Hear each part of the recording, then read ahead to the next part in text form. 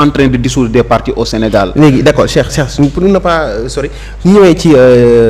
ci dissolution bi communiqué bi ki nga xam ne moo di ministre de l'intérieur moo ko daal di signé. mu ne objet dissolution du parti politique dénommé Patriotes du Sénégal pour le travail, l'éthique et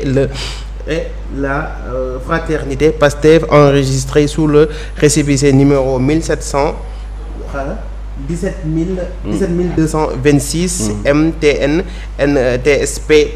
du 6 février 2015. Le parti PASTEF, à travers ses dirigeants et ses instances, a fréquemment appelé les partisans à des mouvements insurrectionnels. Donc moom maanaam ça fait partie des chefs d'accusation yi nga xamante ne suñu xoolee mais moom la ñu gàll ci ndoddu ñu bari ci parti Pastef daanaka Bassirou Diomaye laal nañ ko ci Birame Souleye daanaka laal nañ ko ci Ousmane Sonko il a plusieurs fois laal nañ ko ci donc su fekkee ne bureau politique Pastef yëpp daanaka appel à l'insurrection lañ leen di toppee donc je pense cher que ne c'était clair que ne Pastef gëmuñu ñu woon ne dina génn ci situation bu ñu nekkee. situation bi xam nga tey suñu toogee di wax oui c'est vrai. Leader bu nekk rek suñ koy charge suñ koy jàpp dañu naan dañ ko jàpp parce que il a fait appel à l'insurrection même am na ci ay journalistes yoo xam aussi yoo xamante ni par exemple bi ñu leen di mettre sous mandat de dépôt wala bi ñu leen di arrêter loolu moom la ñu teg seen kii. C'est des charges mais soo xoolee c'était en 2017 2018. Assemblée nationale dañu voté woon loi boobu dugal ko sur le terrorisme oui donc yooyu yëpp dugaloon nañ ko ci donc lii nii dafa doon loo xamante ne c'était préparé teg ko parce que c'est une loi qui a déjà été votée par la 13e législature tey nag ñu ñëw malheureusement comme li ma koy waxee rek ñun aussi on est un parti politique du loo xamante ni tey dañ ko yéene suñu mbokk Pastef yi déedéet parce que aussi jongante bi gis nañu ni jeunesse bi jox nañ leen bopp doon na gën a neex nag parce que nit aussi force yi xam nga politique rapport de force la tey par exemple c'est vrai tribunal instance mu ngi ñëw pas joxe décision mais def na ay accusation mais ëllëg peut-être suñu demee procès mais mun na ko gagner comme mun nañ ko inculper mais suñ ko inculper aussi foofu justice dafay def liggéeyam mais aussi politique bi dafa am benn liggéey bu mu war a def parce que tey gis nañ fi ay cas gis nañ fi le cas de Karim Wade qui aurait pensé en 2024 que Karim Wade dinañu dem ba yaakaar ni Karim Wade dafay nekk candidat qui aurait pensé que tey dinañu yaakaar ni par exemple Khalifa Sall dina nekk candidat Khalifa Sall ci situation bi la nekkoon en 2019 Karim Wade ci situation bi la nekkoon en 2019 donc tey aussi Sonko la mais combat yi bokkul parce que dafa am ay parti yi dafa parti bu si nekk rek dafa am historique am te aussi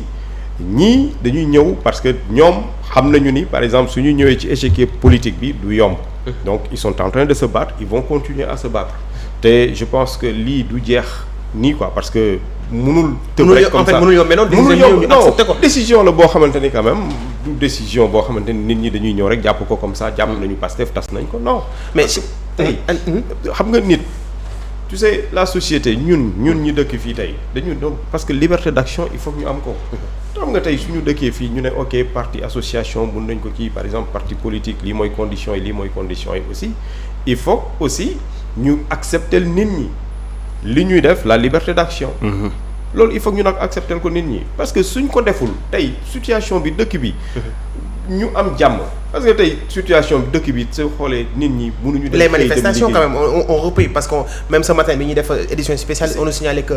am na banque SGBS bi nekk au niveau des Maristes qui a été saccagée d'ailleurs même suñu benn internaute confirmé nañu ko ay boutiques qui ont été quand même qui ont aussi été saccagées par la même occasion donc Cheikh man fi may ñëwaat mooy suñu nee décision bi la décision a été rendue la décision a été prise léegi Pastef donc ce n'est plus légal léegi dans action yi nga xamante ne ñoom la ñu war a mener déjà que jamono bi ñuy nekk légal dañ leen ko daan tere mais là maintenant que ils ont été dissous maintenant oui. Ça va être n'est-ce pas de mal en pire. Oui mais tu sais l'histoire se répète Jérôme si on va jusqu'en Afrique du Sud avec l'ANC à un moment donné l'ANC a été dissous je pense et ils sont entrés dans la clandestinité parce que si tu n'es plus légal tu es clandestin. Ah mais tamit donc léegi mais est-ce que aujourd'hui les militants, les sympathisants de PASTEF, est-ce ils vont accepter de mourir de cette belle mort? C'est-à-dire accepter aujourd'hui, comme l'a dit notre invité, facilement laisser les choses à l'État, et pour qu'on dise plus tard, bon, le PASTEF a une fois existé, mais à cause de son leader qui a été incarcéré, etc., ils sont passés à autre chose. Non. Je pense qu'aujourd'hui, plus que jamais, ceux qui croient en ce projet-là, ils vont faire ce qu'ils ont à faire. Maintenant, la seule chose que je regrette, c'est que le président Macky Sall, il est en train de, je le dis, et avec un pincement de cœur, de rater le train de l'histoire. Il pouvait avoir une très belle sortie finalement. Mais on était en train de dire que le président Macky Sall serait le premier président de la République du Sénégal à organiser une élection à laquelle il n'allait pas prendre part. Ça quand même, c'était une belle chanson que je suis sûr que Farba Ngom lui chanterait, n'est-ce pas, comment dirais-je, allègrement. Mais aujourd'hui, il est en train de nous montrer que certes, il va pas vers un troisième mandat, mais il va continuer la sélection. Comme en 2019, il a sélectionné, il a fait de telle sorte que Karim Wade n'a pas pu prendre part aux élections. Et on sait que c'est la CREI qui a condamné Karim Wade. Et aujourd'hui, on a un projet de loi à l'Assemblée nationale pour supprimer la CREI. Okay? Donc voilà, on est en train aussi de faire revenir M. Khalifa Babacar Sall, etc. Bon, nous, on n'est pas contre. Ce qui est souhaitable, c'est que tous les partis puissent compétir et que le meilleur gagne. C'est le peuple sénégalais qui est souverain. C'est le peuple sénégalais qui doit avoir le dernier mot. Si le peuple sénégalais veut être dirigé par Ousmane Sonko, entre guillemets, qu'on qualifie d'être une personnalité ou une personne violente, que le peuple sénégalais... Parce que, non, je dis entre guillemets... Parce que déjà, non, le personne violente, il faut qu'on s'y arrête. Parce que le chef d'accusation, il y a un titre, moi, parti, beaucoup de coureurs qui ont des actes terroristes.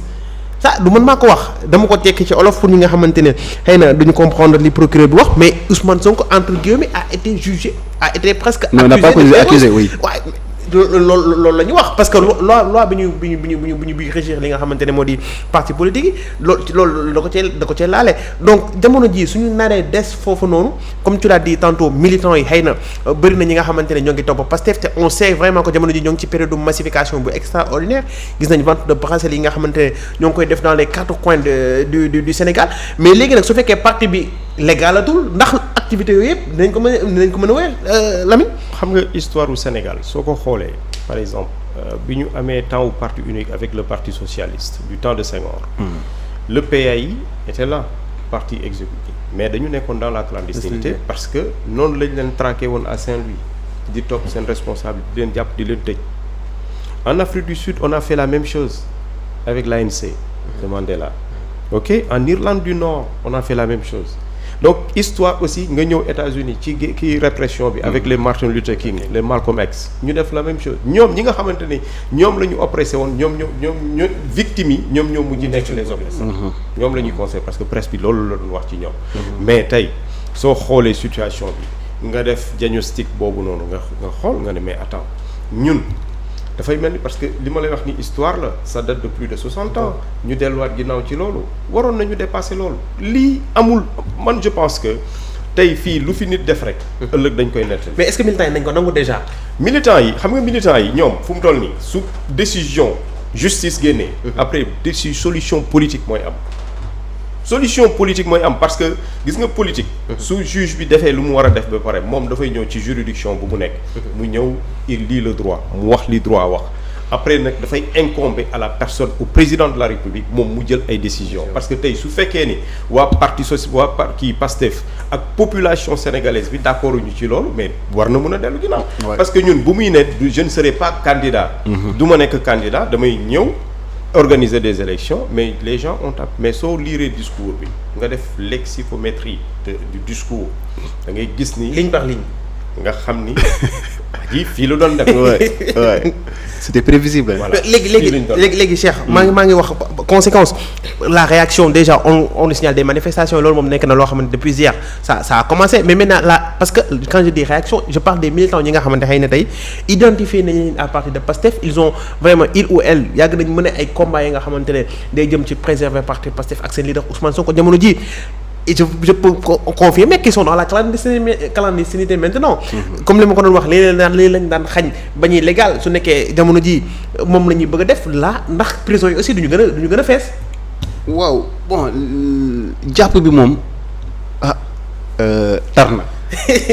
te bëri na xam nga man zéro man dama gëm benn affaire. man dama gëm liberté d'expression. Les gens ils ont le droit de s'exprimer. gis nga nit buy exprimer wu di génne li nekk ci xolam day tax mu giif. loolu da koy permettre ba suba yenn réaction agressive yi wala yenn réaction violente yi du ko def. parce que à chaque fois su amee lu ko metti rek day wax. ñun sénégalais ñun yàlla daf ñu baaxee loolu dañuy poser question au Sénégal y a des gens boo leen waxee lan mooy psychologue xamuñu psychologue. parce que Sénégal man damay am sama problème ma ñëw toogee yow zéro wax la ko ne serait-ce que nga déglu ma rek ma giif ma dellu nga ne ma yàlla baax na ma dellu mais quand les gens ne peuvent plus s'exprimer avec ce régime là on a peur de s'exprimer da ngay gis nga invité nit ci plateau sax day jël benn ay barrières teg pour ne xaaral ma moytu balaa may dépasser ligne bi parce que ligne bi dafa doon loo xamante ni dafa sew pour un rien aujourd'hui le procureur peut enclencher une action judiciaire contre quiconque dans ce pays-là. mais man parce que procureur sax dañ ne woon ay jamono ils vont am na